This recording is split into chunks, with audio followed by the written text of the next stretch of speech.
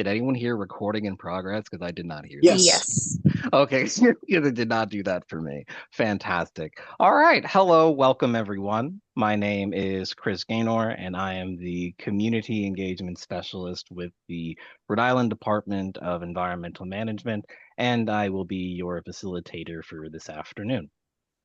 Let me get the presentation set up for everybody. Uh-oh, not what I wanted.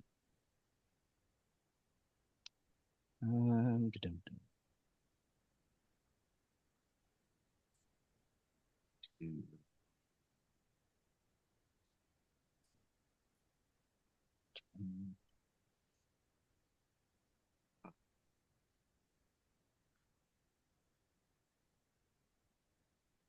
Can folks see the presentation? Yes, sir. Yes. Fantastic. So, folks, all right, now we can we can proceed. Thank you for attending the Department of Environmental Management's fifth community conversation, where we have our land revitalization and material management team who will share with us their work and what we may do to address brownfields in a changing climate. So I am pleased and happy to welcome our speakers for this evening. Excuse me, Rachel Simpson and Joseph Martella. So yeah, just take it away and let me know so I can just click ahead. Sure. Thanks, Chris. All right. Good afternoon, everybody, and welcome. Thank you for joining us this afternoon and taking the time out of your day to listen to our community conversation on brownfields and climate change. My name is Rachel Simpson. I'm an environmental scientist in our Office of Land Revitalization and Sustainable Materials Management. I know it's a mouthful. Um, and I'm in our site remediation program. I also manage our targeted brownfield assessment program. Today I'm here with Joe Martella to discuss brownfields and their impact on climate change with all of you. Next slide, please. So what is a brownfield, right? Brownfields are property that are hindered for redevelopment just due to the perceived idea that there may be contamination at that property. Um, so if you think there could potentially be a issue at any site or property, it's typically considered a brownfield site. Next slide, please.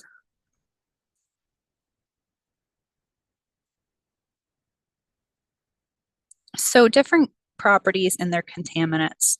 I put together this table just to give you an idea of different properties we often run into in the Brownfields program. So gas stations, old mills, even orchards or rail lines, and their associated contaminant sources. So at gas stations, you often find underground storage tanks, which could be leaking petroleum. At old mills, they often discharge different varnishes and solvents into groundwater. So we often find volatile organic compounds in groundwater or soil. Even hair salons and nail salons, which people don't typically think of, are culprits of metals and volatile organic compounds, which is really interesting. Next slide, please. So we typically assess brownfields in three different stages. The first stage is the phase one environmental site assessment. The phase one is really just like a background check on that property. So consultants or contractors review aerial photographs, Sanborn maps, city directories, just trying to find what happened at this site in the past. Those resources typically provide a lot of information, which ends up coming in a 500 to 1,000 page report to us. And really gives us a lot of detail about the history of the property as well as the adjacent properties. So as part of that phase one, you also have to do a site walk. And typically this site walk is done with someone who's knowledgeable about the property. In our cases, a lot of the phase ones we do are on abandoned property. So the property owner isn't involved anymore, or they've abandoned the site. So the city or the town has kind of stepped up and wants to do a phase one so they can eventually market the property back off and get it redeveloped. So they might not have a lot of information about that property. So the site walk is really important in learning the history, trying to find where floor drains or leaks or spills might have taken place in the past. Just trying to identify what we call recognized environmental conditions. So if there was an underground storage tank there, again, the floor drains or the leaks or any piping, those are all the things we're looking for during a site walk. And then as another part of the phase one is an interview. So consultants and contractors will interview the people who have been involved with this project for a long time or know the most about this property. And that all this information just gets summarized in one really large report. And at the end, you come out with these recognized environmental conditions, which will then lead you to the phase two environmental assessment. So the phase two is the installation of soil borings and groundwater monitoring wells. It's really what we like to see as part of the site remediation program is all of those details of what chemicals might be in the soil or what it's in the groundwater, and just what happened in the past that might have caused these issues. So those recognized environmental conditions sort of inform where we want to install borings or groundwater monitoring wells. So if we know there was an underground storage tank, we want to install a boring or a well right in that area to determine if it leaked. If we know there was a floor drain somewhere, we want to install a boring or a monitoring well in that area as well, just to see if there was any discharge or other concerns. If there was a rail yard, we want to just install borings to determine if there's PAHs or metals in that area just from the coal ash or the urban fill that might have been brought in. So the phase two will provide a bunch of information and sampling results from the boring and monitoring well installation. It also provides remedial alternatives, which will address whatever contamination was found during that site investigation plan. Eventually, we make it to the remedial planning stage, which eventually just comes in the form of what we call a remedial action work plan. For EPA purposes, this also comes with an analysis of brownfield cleanup alternatives, otherwise known as an ABCA. The remedial planning stage is important because you take whatever you found during that phase two stage and you propose a remedy. So that could be encapsulating the property with asphalt, concrete, landscaped areas, building foundations. It really depends on what the plan is for redevelopment. If there was a building and we found indoor air issues, then this remedial plan will describe the sub-slab depressurization system that will need to be installed just to make sure the air is safe for anybody breathing or working in those building conditions. And then if there was groundwater impacts, we want to either see natural attenuation happening, or if it's more severe, then some injections. So that remedial plan will describe all of the things necessary to eventually get the property remediated and up and running for business. Next step. So this is just a little summary of our targeted brownfield assessment program.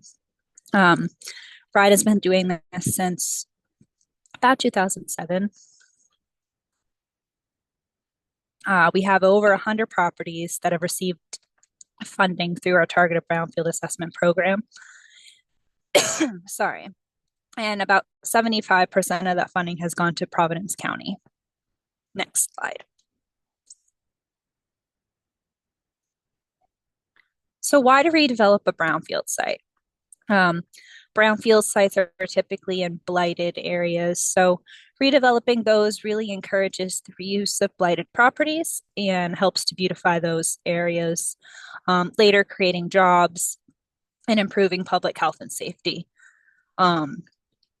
There's also a bunch of different grant opportunities to assess or clean up brownfield sites and different tax incentives. And redevelopment opportunities are typically affordable housing, residential, industrial, commercial, it really depends on your vision for redeveloping the site as a whole. Next slide, please. And now I will pass it on to Joe, who will discuss some of the success stories. Hi, I'm Joe Martella, and I work in the same office as Rachel in the site remediation program here at DEM. I was a project manager, and while I have not worked on any of these sites that are there in the next few slides, I will try to describe what has happened and why we consider them success stories. Next slide, please. Okay, Macomber Stadium in Central Falls. The new Macomber Stadium opened in October of 2020. It's located at 964 High Street. It's on about 3.5 acres, and the site was previously occupied by New England Electrolytic Copper Company and Ray Poisson Manufacturing Company. When they were doing the study of the site, the assessments that Rachel was describing, they were investigated through the TBA program in November of 2018, and the investigation found polycyclic aromatic hydrocarbons, in other words, PAHs, and metals in soil. The remedial actions at the start of the construction in late 2019 were completed in 2020 and consisted of installation of synthetic turf athletic field surrounded by hardscapes to encapsulate the contaminants in soil of the property and remove the direct exposure pathway to make active use of the property safe. And currently, the renovated field includes a multi-use sports complex hosting Central Falls High School's football, soccer, baseball, and softball teams. So, it's definitely a beneficial reuse for an underutilized property that's been brought back to active reuse now. Next slide, please. Buttonwood Golf Course in Providence. This property was undeveloped until the 1960s. And then while they were doing the interstate work through our state and through multiple other states, they used the property as a sand and gravel operation. The southern portion of the property was also used by the city of Providence for some solid waste disposal. And this property became part of DEM's Brownfield pilot study in 1999. DEM hired a consultant and did site assessment work on the property. At the time, I think it cost about $15,000, which in today's numbers, it doesn't sound like much for a complete assessment. But site assessments were performed between 1998 and 1999, and they discovered lead, arsenic, more PAHs, which are very common on urban fill type sites, and PCBs, polychlorinated biphenyls. That contamination was all in soil. So the remediation of the golf course, they wanted to build a golf course out there. So they remediated the site, and that remedy that was selected as part of that process included a mixture of consolidation, disposal, and encapsulation of approximately 10,000 cubic yards of topsoil. And at the time, the cost to the department for the cleanup was around $90,000. And then that was just the cleanup. Through private donations, the Gulf Foundation funded the $3 million golf course redevelopment. So it was all privately funded. Multiple organizations contributed to that. And, it's an active golf facility and teaching facility for the sport of golf. Next slide, please. Riverside Mills, which is now Riverside Park. The property is located on approximately 6 acres of land adjacent to the Woonasquatucket River in the Oneyville section of Providence. Construction of the original mill began around 1863, and they manufactured woolen and cotton textiles used in the garment industry. In the later half of the 20th century, the complex was used to house a variety of independent operations, including jewelry manufacturing, metal plating, polishing, distributing, machining, casting, and soldering. And there were also several art and music studios as tenants in the complex. And unfortunately, in December of 1989, a fire destroyed the 126-year-old Riverside Mills complex. Blaze reduced the complex to rubble, and the remains of the building were subsequently demolished. So right around that time, the EPA Brownfields site assessment pilot program began. That was 1995. And during the second round of applications in 1996, DEM applied for and received a $200,000 grant to implement its Brownfields pilot program. And this is the first real Brownfields program that we here had.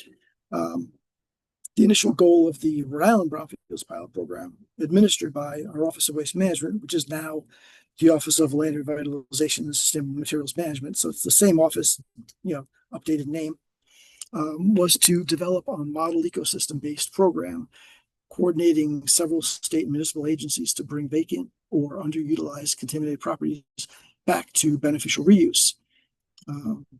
The focus area of the pilot project was defined by the watersheds of the Woonasquatucket and Blackstone Rivers, which were federally designated in 1998 as American Heritage Rivers.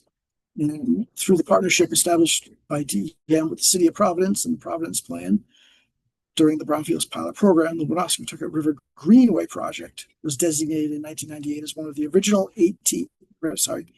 16 Brownfields showcase communities.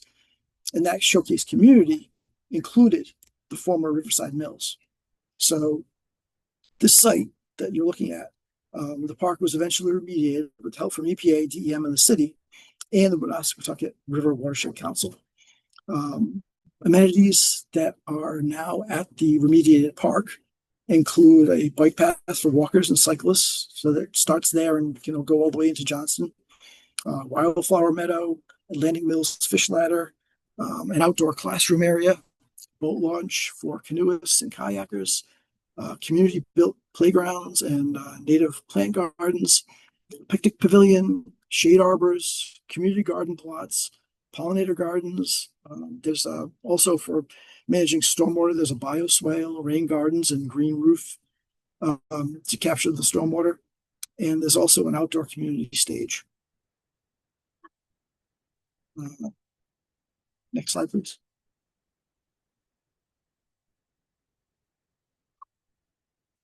Woonsocket Middle School, obviously in Woonsocket. It's located on Hamlet Avenue, and it's approximately 19 acres. There was a mill there, and that included a textile production and dyeing and tanning operations, cleaning supplies, and automotive part production. In the early 2000s, ACS Industries used the property as an industrial knitting facility until its building, as well as a textile operation, mill buildings, and all were all destroyed by a fire in 2003. And the city of Woonsocket acquired a large portion of the site in 2004, and the remaining buildings were destroyed by a second fire in 2006. This is fires at old mills are kind of a continuing theme. If you look at a lot of sites, you'll see kind of a repeating pattern there. EPA awarded the city brownfield assessment money in 2003 and 2006 to perform environmental testing of soil, groundwater, and soil gas. And they found petroleum from leaking underground storage tanks and volatile organic compounds in the groundwater. The city received brownfields cleanup grants in 2008 and 2009, and the Petroleum Cleanup Revolving Loan Fund subgrant from EDC, and leveraged funding from the city and DEM. The property was safely cleaned up and repurposed into 2 middle schools with an athletic complex and parking. The city created a modern middle school campus that is now the largest of its kind in New England. Next slide, please.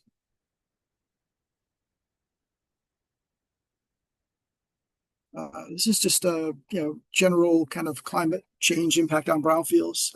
Brownfields, previously developed lands that may be contaminated with hazardous substances. Climate change exacerbates the challenges of brownfield sites by increasing the risk of flooding, heat waves, and extreme weather events. These changes can spread contaminants, making cleanup and redevelopment more difficult. Addressing climate change is crucial to managing brownfield sites effectively. Next slide. Remediating brownfields can significantly impact climate change by reducing greenhouse gas emissions. Cleaning up and repurposing these contaminated sites prevents the spread of pollutants and supports sustainable land use. This process can facilitate the development of green spaces or renewable energy projects, which contribute to the reduction of carbon footprints and improve urban resilience to climate change. That's the last of the slides, but there were a few other points I'd like to make before I turn it back over to Chris.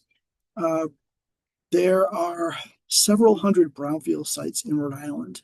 The urban corridor, including Providence, Pawtucket, Woonsocket, Central Falls, not limited to those municipalities, but they've seen over a century of industrial and commercial activity. There are sites in every city and town, brownfield sites in every city and town in Rhode Island. Some of the sites are tiny, less than an acre. Others are very large. The former Exxon Mobil terminal off Wampanoag Trail in East Providence, which is now owned by global companies, was around 900 acres at its peak. There are several smaller non-terminal related parcels that have been recently divested for other potential redevelopment or reuse, but it was a large site. So brownfields come in all shapes and sizes. Some are best known because of their brownfield industrial or commercial history. The Alvarez High School in Providence sits on top of the former Gorham Silver Manufacturing Company property in Providence. And Gorham was one of the largest, most influential silver manufacturing companies in the world. Some are best known because of their current usage. The intermodal train station in Warwick, across from T.F. Green State Airport, sits on top of the former T.H. Bayless Chemical Company property. And Providence Place, which everybody knows, sits on top of the former brownfield. And I believe it includes the location of a former city jail, no longer there. But and some locations are well known in the community for both their brownfields history and their current usage. The former Tidewater Manufactured Gas Plant, or MGP, facility in Pawtucket is the current location of the Centerville Bank Stadium, home of the Rhode Island Football Club, RIFC, which is just wrapping up its second full season, but the first at that location. So, a lot of people have probably seen, maybe even attended a game at the stadium. So, brownfields are everywhere, and their successful remediation and redevelopment usually results in a significantly positive impact for the communities where they're located. Improved environmental health, the air, the soil, the groundwater, and surface water. Increased property values, economic benefits through municipal taxes and job creation, etc. And a lot of times the cleanup of one property can often lead to greater interest in eventual cleanup of neighboring properties that may be underutilized. And this is not a universal thing for brownfields, but it is a factor that we do see often. Thank you. Thank you, Joe. And here's the slide to learn more on the brownfield and the work that Joe and Rachel participate in. Thank you both again. From the presentation, I learned that there exists a great potential in site remediation and how contaminated sites can be repurposed and redeveloped into what you named as active sites for either commercial or recreational use. So thank you both for the work that you do within cleanup and the contributions you do within your roles. So with that, I would love to turn to the audience for questions And looking at the chat, the best question so far is to the fires. How to your ability to answer, how many of the fires of these factories were arson? I have no idea. I I just, also I have no just, I idea. just, I just, it's an old buildings. They tend to stand out in your memory when you see it, a large building on fire. So when it's on the news, and then obviously, I've never done a count in our files, but I know that I've read several reports where the report says, there was a fire. Mm. So, I it's more anecdotal than in any way documented by me. So I do not know. And I'm sure there have been investigations because I can't imagine a large fire without an investigation, but I don't know the results of those. Sorry. Well, thank you for that. So yeah, for folks who have questions, please use the raise hand function, and I'll just like pick you out, and we can have a conversation.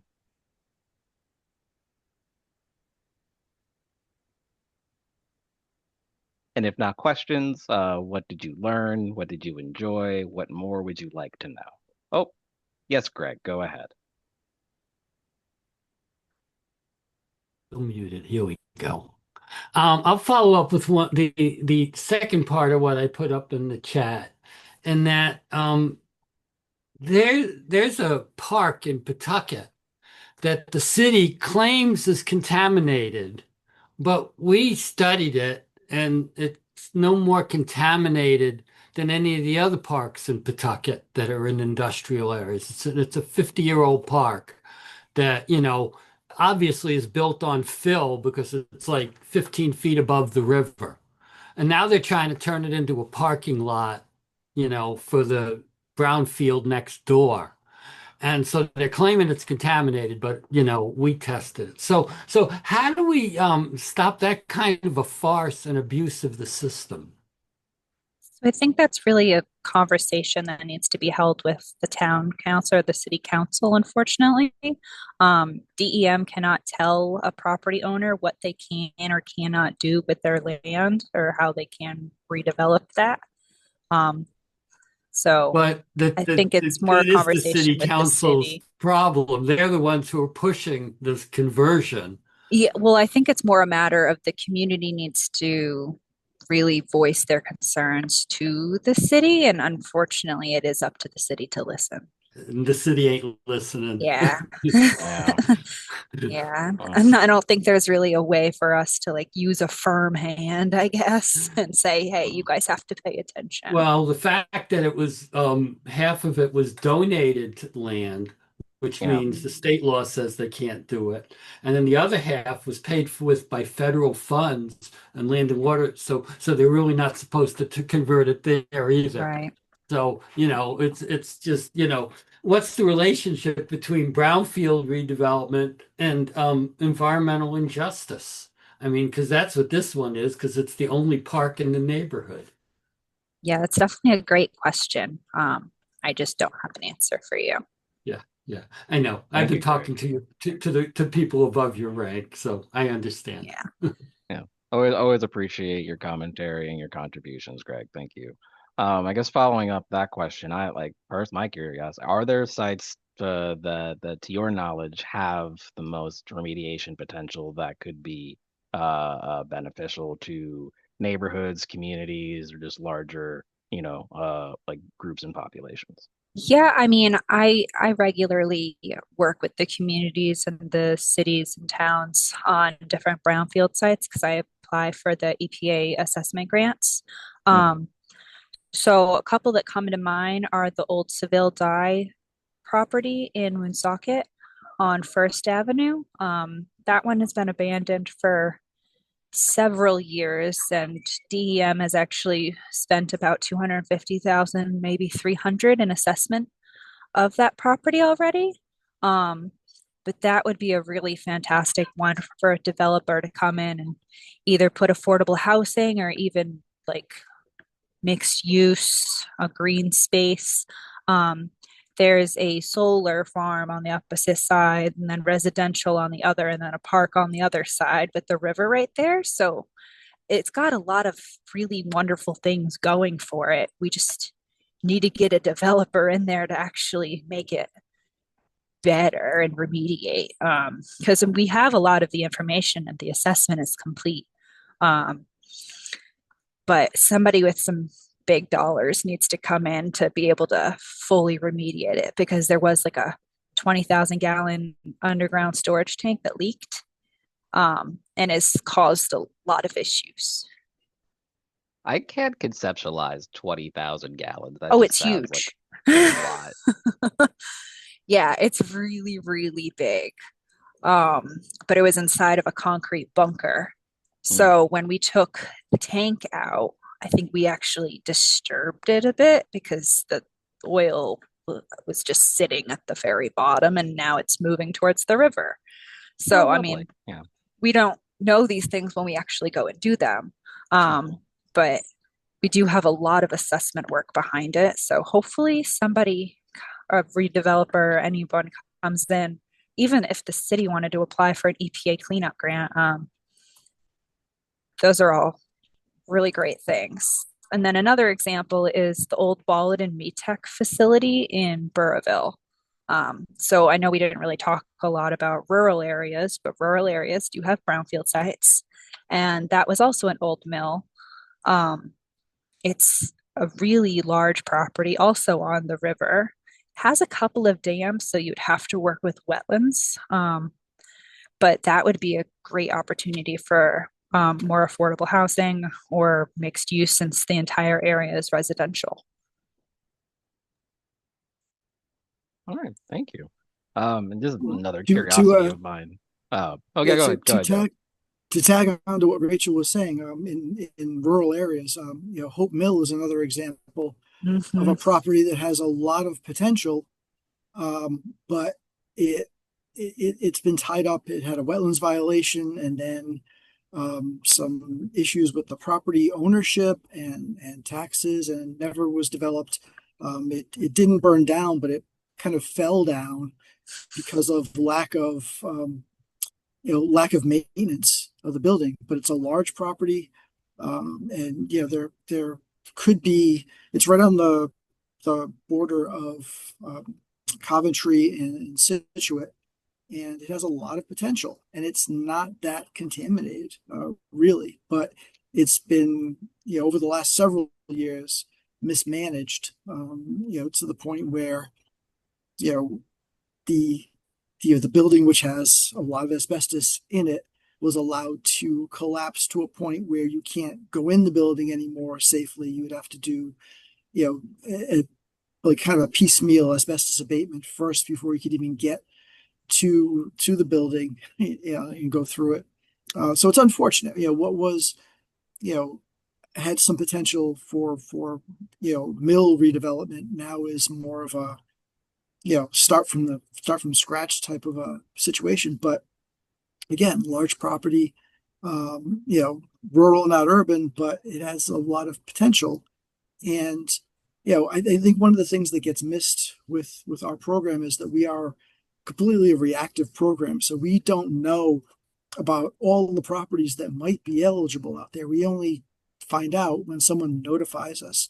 So there probably are a lot of other properties that have that potential you were talking about, Chris, but we just don't know because they're not in our system, because we don't go knocking on doors or looking over fences, to identify properties.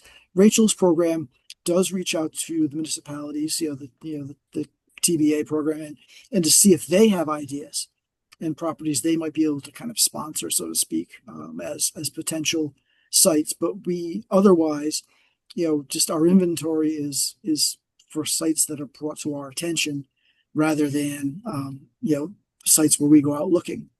And we have a lot of plenty of work, for the size of our staff. So it's kind of good that we don't have more at this point. And then I saw that Mr. Garrett had a question about cuts to the Brownfields program with EPA. I can speak to that. This year, no, they did not cut the EPA Brownfields program, which is awesome. Community-wide assessment grants for states and tribes will be available this year again for up to $2 million. And cleanup grants will be available again for up to $4 million. This will be the last year to request millions of dollars from EPA for assessment or cleanup money. Next year, the numbers are going to go back to what the numbers look like in 2020. So requesting up to about 300,000 for assessment, and I believe it was only $1 million for cleanup. So this will be the last year. Next year there will be cuts. Is the EPA the primary I guess grantor funder for Brownfield For our cleanup? program, yes. Yeah. We regularly apply to EPA's community-wide assessment grant. We've been applying to that for, I think, a decade or so now. We've been really fortunate to get a lot of the grants we've applied for. Our latest one was the 2023 $2 million community-wide assessment grant, which I've been working with communities on spending, and it's almost fully, I guess, used is the best word. We're almost out of money, so we're applying again this year. Okay. So yeah, EPA's usually our best bet. Gotcha. I don't know who else might give Brownfields money away. Does the audience know? No, it's fine. But yeah, like throwing it back to the audience, are there any outstanding questions, curiosities, or things learned today?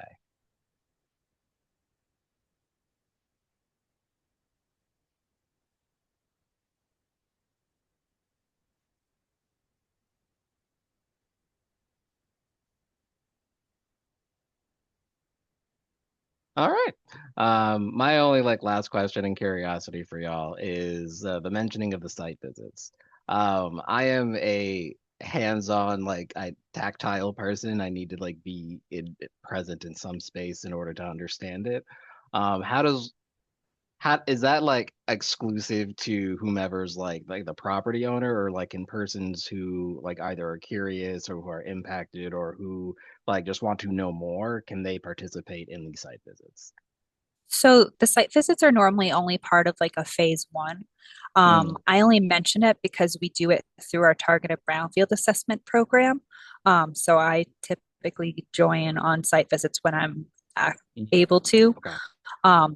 It's not typically open to the community to just Gotcha. go and do a site walk. Typically for TBA, we do public meetings to incorporate information from the community for each project that we work on.